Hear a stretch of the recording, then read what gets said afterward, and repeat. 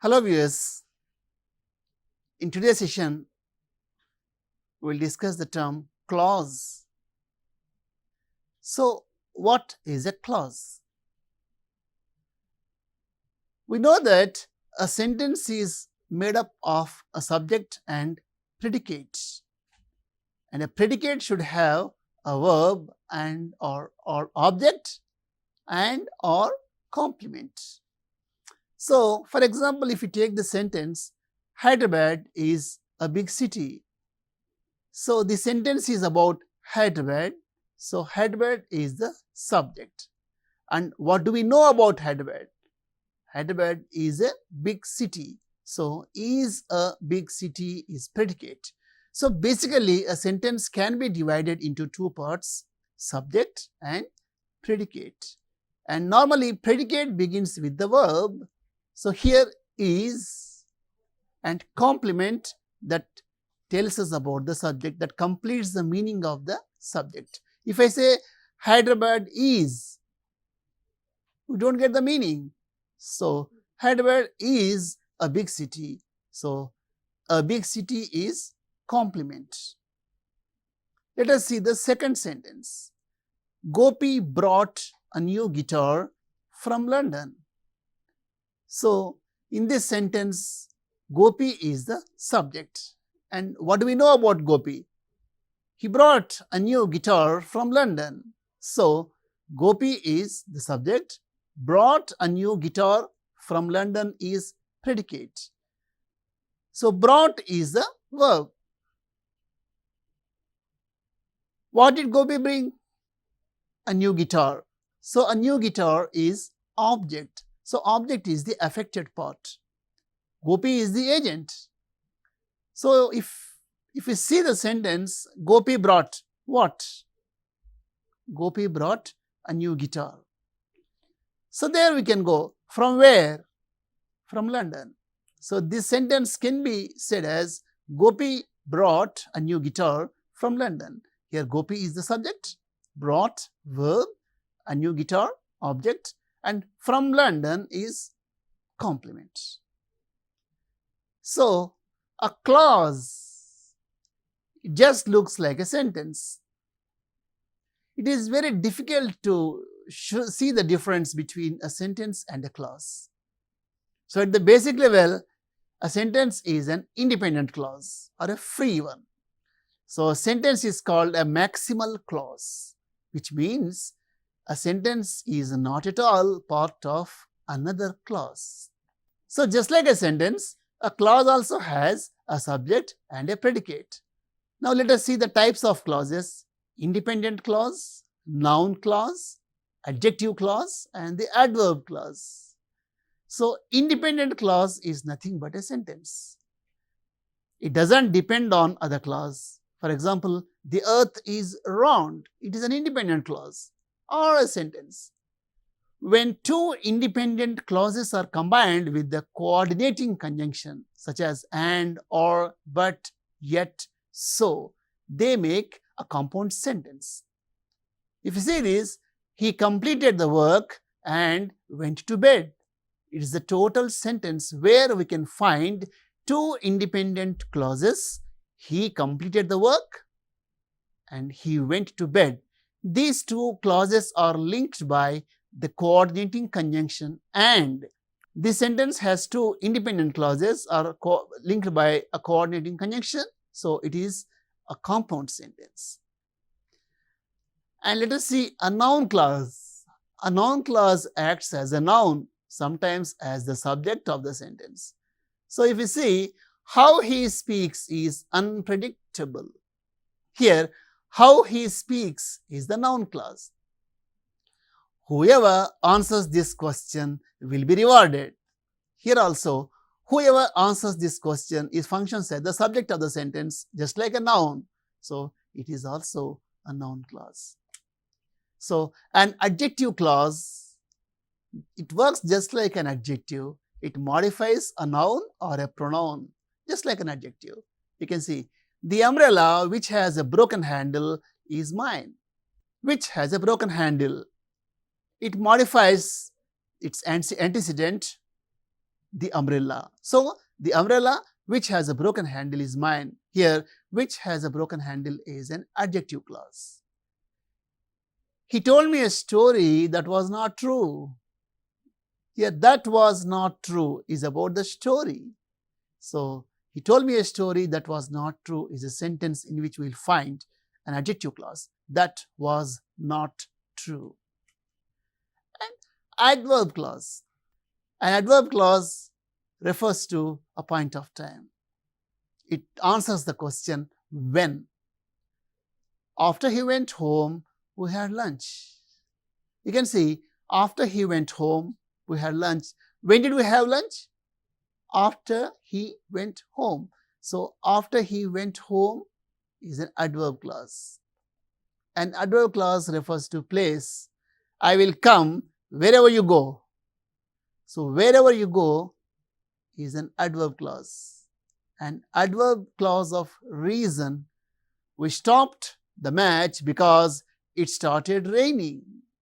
It started raining is an adverb clause. An adverb clause of purpose. We eat so that we may live. An adverb clause of comparison. He is older than he looks. Here, he looks is the adverb clause. An adverb clause of condition. If you work hard, you will succeed. So, you work hard is the adverb clause which is linked by if. An adverb clause of concession.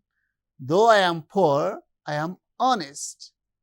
An adverb clause of consequence. He is so friendly that we like him. So, in all these sentences, we have seen a main clause as well as an adverb clause. An adverb clause functions as the subordinating clause. So, when we have a main clause and subordinative clause in a sentence, it is a complex sentence and the linker is called subordinative conjunction.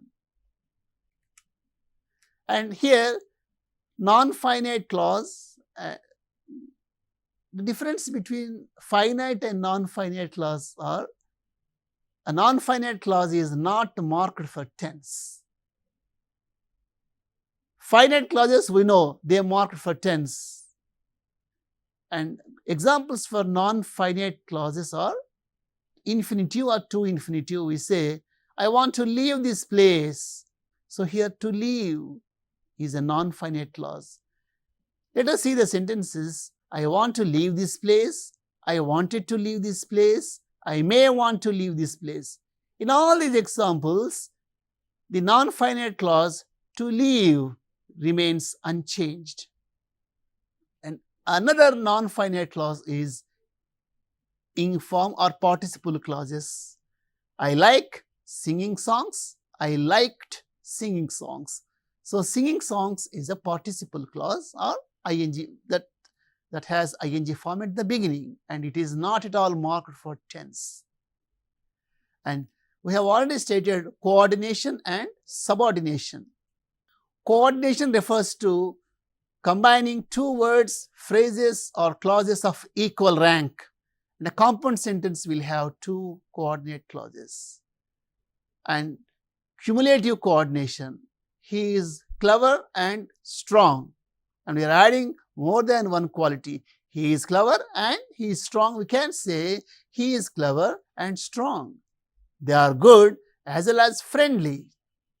And here the thief not only robbed the house but also broke all the windows. So, in cumulative coordination, we keep adding the information. And adversative coordination or contrast. It was dark, but we continued our journey. He is rich, still he is unhappy. They played well, yet they couldn't win the match. And alternative coordination, you can take it or leave it. It is neither useful nor available. You can either take help or do it by yourself. It is alternative coordination. There we have a choice between two. And elative coordination or inference. She speaks well, so she will win the competition. So here we are drawing inferences. So she will win the competition is an relative coordination. And subordination refers to the combination of two clauses that are unequal in rank. And a complex sentence will have a main clause and a subordinate clause. And adverb clauses we have already discussed, they function as subordinate clauses. And a very important point here, relative clause.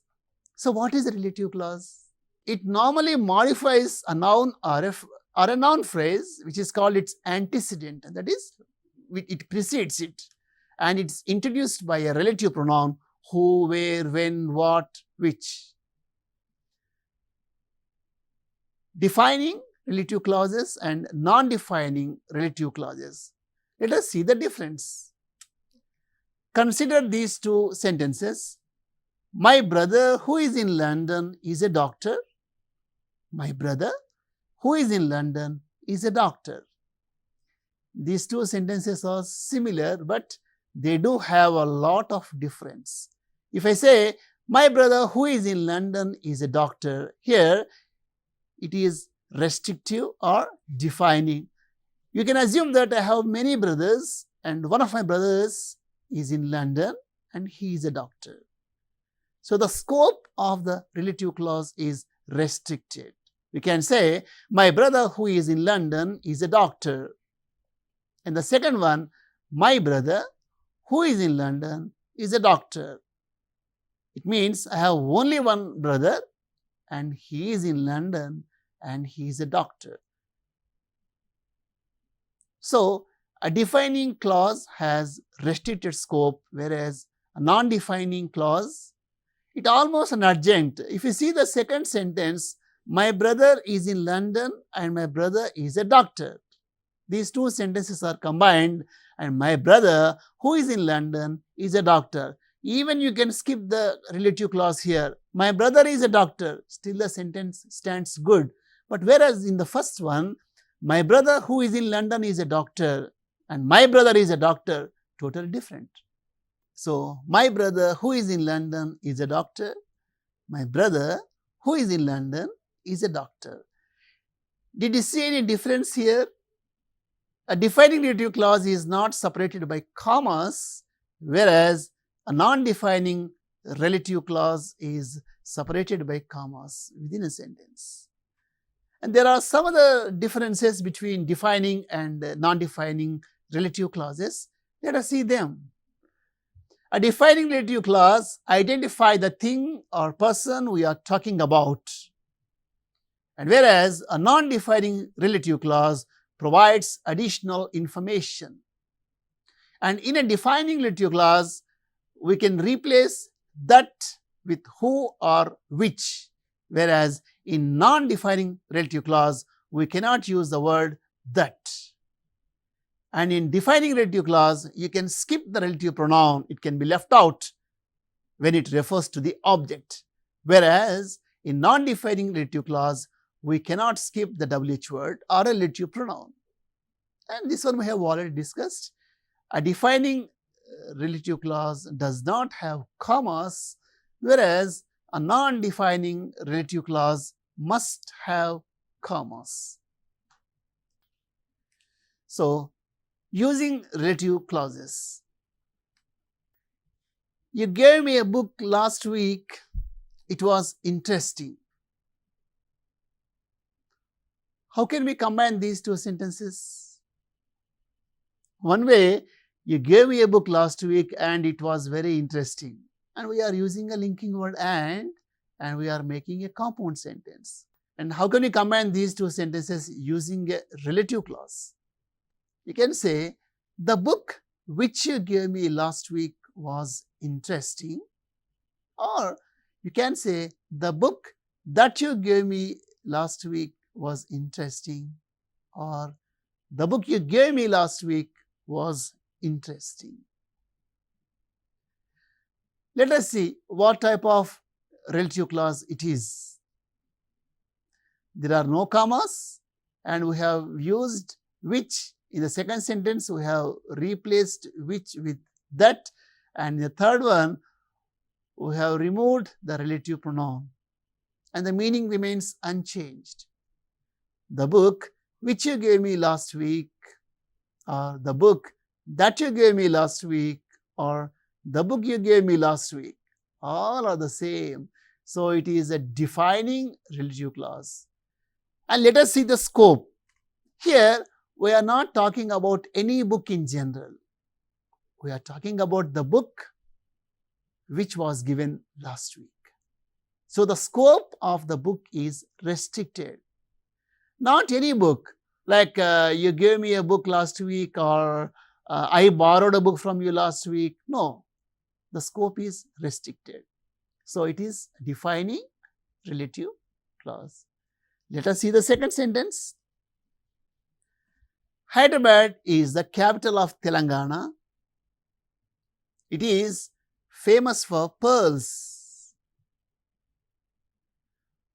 We can say simply, Hyderabad is the capital of Telangana and it is famous for pearls. Very simple. But how can we combine these two sentences using a relative clause? Hyderabad, which is the capital of Telangana, is famous for pearls. We cannot say Hyderabad, that is the capital of Telangana, is famous for pearls. It is incorrect. And you can say Hyderabad is famous for pearls. Still the sentence stands good. So what type of clause it is? It is non-defining relative clause. How can we say? Here, which is the capital of Telangana gives us additional information, and it is separated by two commas, and we cannot replace which with that or who. Impossible. So it is a non-defining relative clause. So dear viewers, at the basic level, a clause is nothing but a sentence. An independent clause is just like a sentence. But we have already said a sentence may have clauses, but a clause may not have sentences. The similarity between a sentence and a clause is both the sentence as well as a clause have the subject and predicate. And how we link the clauses, that is very important. When we link the clauses with a coordinating conjunction, that means if the clauses are considered equal in rank, they are coordinating clauses, and we use a coordinating conjunction like and, or, but, yet, so, therefore. And when you come to subordination, every time subordinative clause, that is always, we call it dependent clause, that always depends on the main clause. For example, when the sun rose, the fog disappeared. If you take this sentence, what is the main clause here? The fog disappeared. Immediately, when did the fog disappear? When the sun rose. So, when the sun rose, the fog disappeared. It is a complex sentence in which we will find the fog disappeared is the main clause. That is the main event, and the sun rose is a dependent clause and it is linked by the word when. So, the sun rose is a subordinating clause, and when the sun rose, the fog disappeared is a complex sentence. And another example is, although they played well, they did not win the match. So what is the main event here? They did not win the match. So what is the concession there? Although they played well. So one way you can skip the subordinative clause. The main event remains undisturbed. They did not win the match. Still it is a good one. Although they played well, they did not win the match. So we have looked into different types of adverb clauses, and almost all the adverb clauses function like subordinating clauses. And we will find adverb clauses in complex sentences. And a very important thing is relative clauses. We have stated them defining as well as non-defining. They are not interchangeable. A defining clause always has restricted scope, whereas a non-defining clause, it almost gives us additional information, and in a sentence we can skip non-defining relative clause. It works good. And a noun clause, it works like a noun. That means it is in the position of a noun or the subject, or even sometimes as a complement, you can say.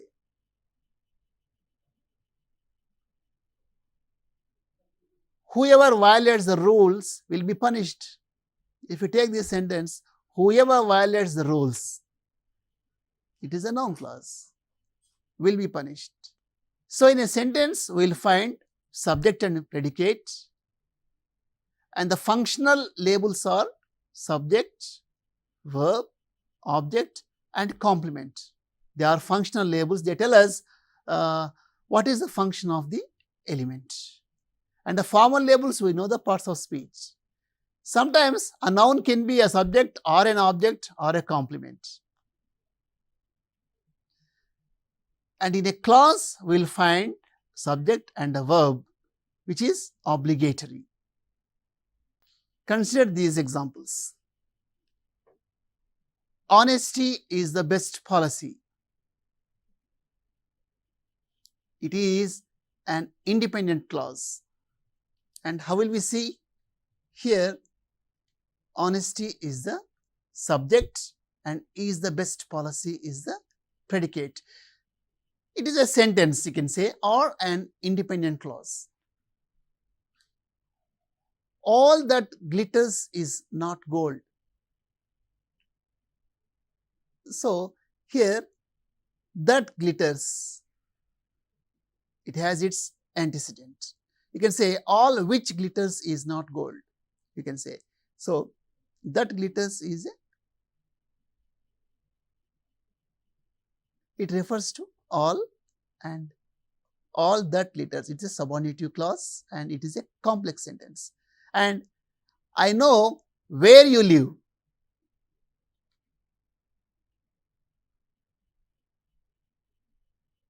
Here, I know where you live. Where you live is adverb clause. It tells about the place. So, I know where you live. It is a complex sentence. Here, it is adverb clause of place. And this is important. He said that he was a liar. What did he say? He said that he was a liar. So, you call it a that clause, or you can call it appositive clause. He said what? He said that he was a liar. So, let us have a small task, dear viewers. We can take a short passage and there we will have to identify clauses first. Let us take the sentences and see the clauses, if at all.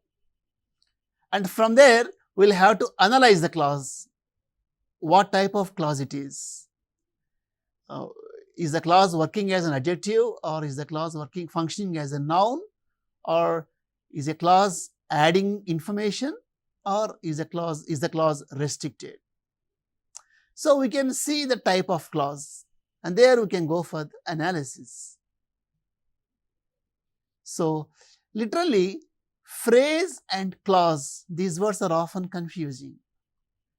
A phrase is the basic one. For example, if you take a noun and a noun phrase, both are the same. Both function like the noun. For example, city, big city remain the same. Whereas city, we call it as a word, whereas big city is a phrase. And they can be replaced. For example, Hyderabad is a city and Hyderabad is a big city. Both are the same. But when you come to clauses, this interchange may not be possible, because clause has some fixed meaning.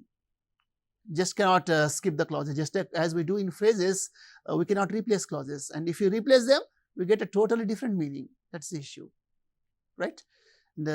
We have seen the types of clauses.